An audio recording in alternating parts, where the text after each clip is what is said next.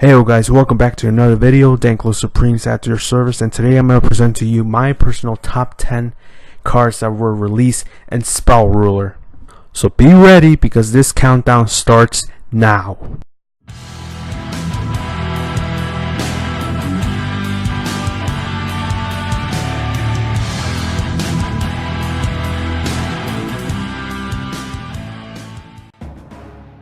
We're starting off this list with one of the two secret rares of this set, Blue Eyes Toon Dragon. Unlike Serpent Knight Dragon, which by all means is a terrible card and possibly one of the worst secret rares ever printed despite its beautiful artwork, Blue Eyes Toon Dragon still holds value up to this day. A nostalgic card that was played by none other than Maximilian Pegasus and his legion of toon monsters.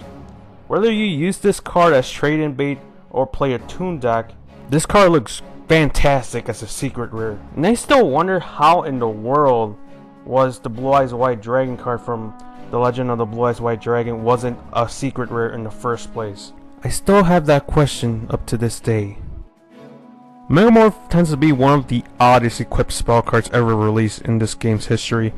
It requires you to have less life points than your opponents in order to double your monster's attack, or else it will get its attack cut in half. While you have other equipped spell cards such as Axe of Despair, Meddling Nuzzler, just to name a few, this card wouldn't be pivotal until the later years when it became a crucial set piece for Cyberstein FTK and Demiso TK.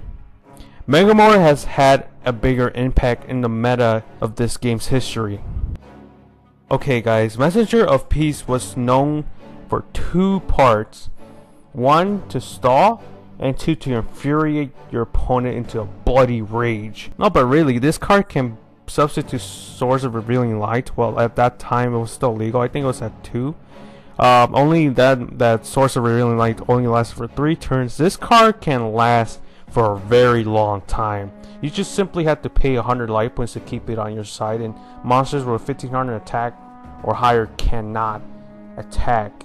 That includes your monsters and your opponents, but this card would become a bigger set piece in the latter years just to stall the game out and ensure that either you or your opponent, depending who's playing the card, can acquire their own set pieces. Which by all means, what else can this card be played as other than stall and burn?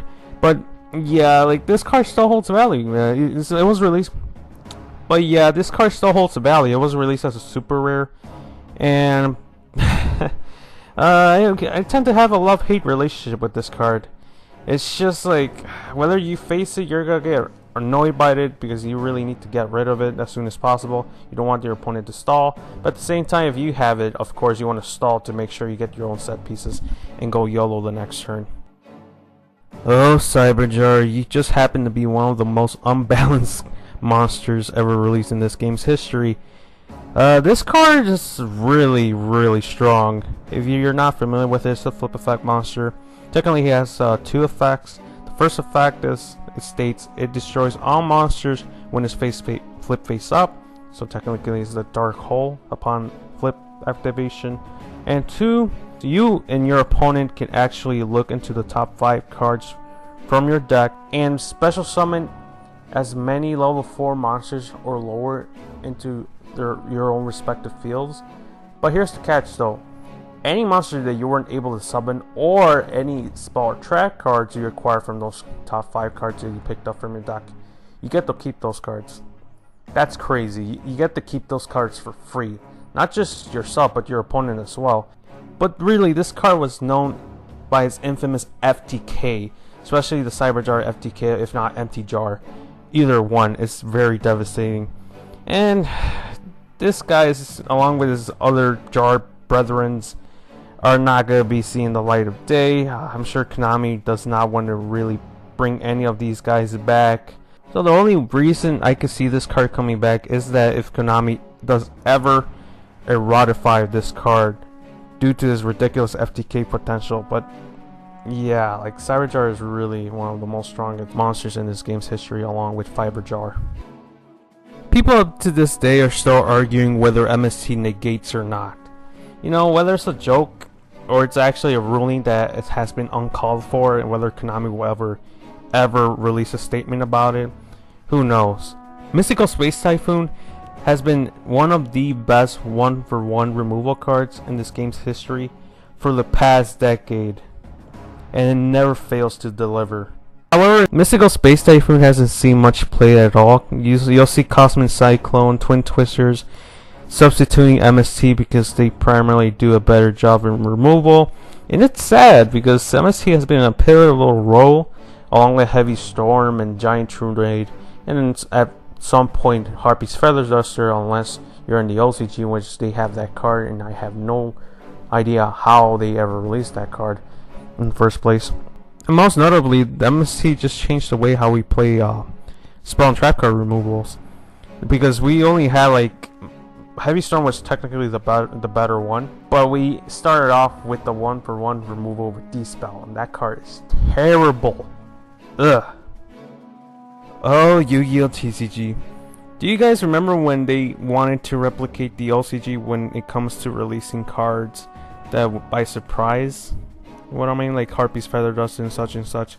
Remember when they decided to unleash Snatch Steal from the Forbidden List in early 2015? My god, that was a terrible decision.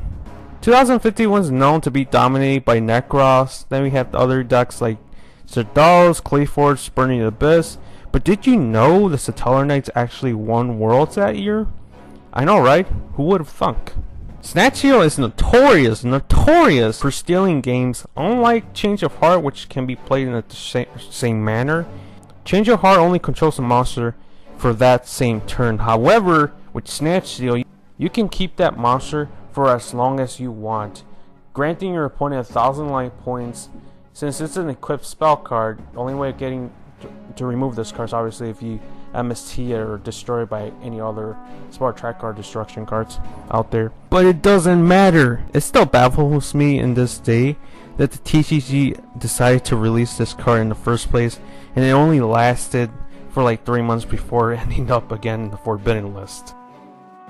At first glance, when Painful Choice was released, it didn't seem like this card had any potential whatsoever, because it only fills your graveyard, and back in the day the graveyard wasn't a crucial part in the game. It was still relatively slow.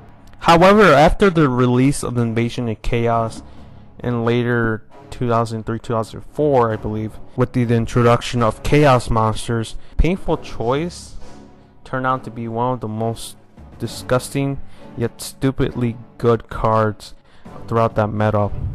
And this card has been banned ever since that first Forbidden List back in 2004, and it's probably not ever going to see the light of day unless it gets an errata, which rumor has it might even get one. But since now the graveyard utility is still really strong at this day, I don't think we're going to see this card back in full force again unless it gets an errata.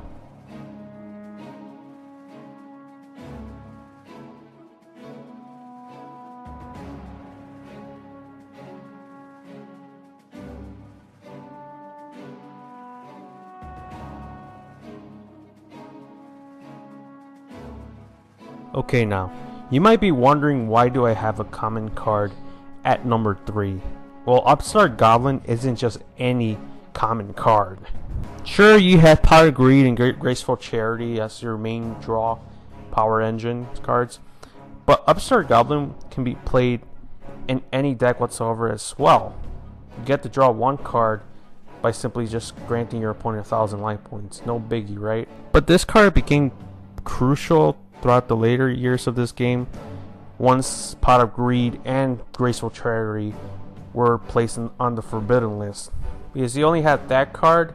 Unless you want to play Reckless, you would play Reckless Greed as well. But yeah, Upstart Goblin has been fluctuating in the ban list ever since it's been released, and right now it's currently at 1, because you know how Konami really hates generic draw cards, and you're still going to see this card being played in certain decks even at 1, because it's just a generic draw card and it's accessible. Not to mention that this card was actually released as a short print, so this card will never ever go down in value less than $1. It will always be like $2 or more. I had to put these three on the same place because they only serve to manipulate your opponent's hands. That's what it does, and it's one of the most disgusting ways of doing so. Also referred as the unholy trinity, forceful sentry, delinquent duel, and confiscation are considered one of the most notorious cards to be ever released in this game's history, and people still wonder to this day why did Konami ever bother to release such unfair cards to begin with. Because despite them having such cost, their effects are just too strong, stupidly strong. Back in the day, if you're lucky to ever open your hand with these three cards, it's game over for your opponent. They're not gonna recover from that. Nope. And will we ever see these cards coming off the ban list? I don't think so, unless they get panned by a crucial errata. These three cards changed the way we play Yu-Gi-Oh! From early 2002 till 2003, 2004. It changed the whole aspect of the meta drastically. This was the year the hand control was born. Disgusting. One, if not the best spell and trap card removal in this game's history. Sure, at this point of this time we had the likes of Heavy Storm and Mystical Space Typhoon, which they all destroy spell and trap cards. However, returning spell and trap cards, I believe, is technically better than destroying them. Especially in the later years where destruction negation was more common, this card can just blow away your opponent's back row with ease at no cost.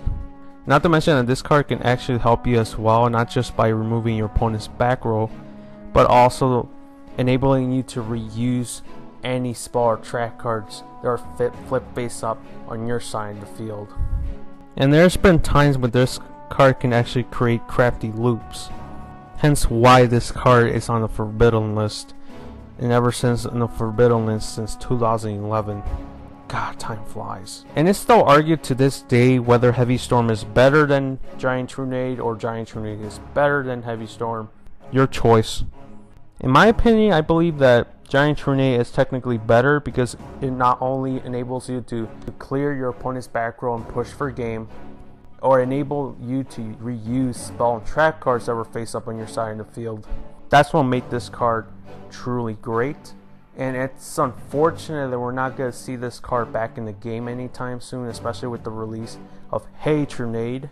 That's why I honestly think this card is one of the best spell and trap card removals, and the best card release, in Spell Ruler. So that will do it for this video, guys. What do you think about my list? Is there any other cards in particular you think they could possibly make into your top 10? I would love to hear that. Be sure to hit the like and subscribe button if you enjoyed this video and if you would love to see more. Personally speaking, Magic Ruler, I mean Spell Ruler, is actually one of my favorite sets. And this is truly revolutionary because it introduced us to newer mechanics, new ways to play. Of course, hand control is like one of the biggest things that really pushed the meta through 2003, 2004. And with all that being said and done, I will see you all in the next video. Peace out.